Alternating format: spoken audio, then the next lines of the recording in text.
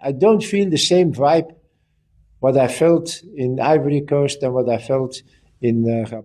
هاجم مدرب جنوب إفريقيا هوغو بروس تنظيم كأس إفريقيا في المغرب، وقال إن هناك فوضى وكذلك غياب أجواء البطولة الإفريقية، معتبرا بأنها باردة مقارنة مع نسخة ساحل العاج والغبون.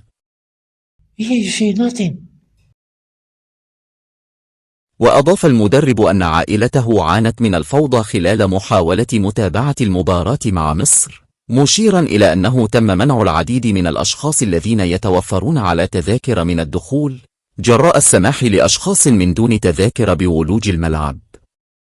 My family was yesterday on the game. It was chaos. Police, they blocked everyone, even people with tickets, because there was a crowd of people who didn't have a ticket and who were allowed to come in.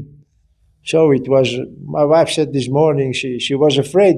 المدرب وصف التنظيم بغير الجيد، مشيرا بأنه لا يشعر بأجواء كأس إفريقيا كما شعر في كأن ساحل العاج والغبون، حيث كانت هناك ترحاب من الناس وأجواء في كل مكان، عكس الجو البارد في المغرب رغم الملاعب والبنية التحتية الجيدة. So the organization on that is not good. You see nothing. The real Afcon. So I don't know, but yeah, there is no vibe. There is no typical Afcon vibe.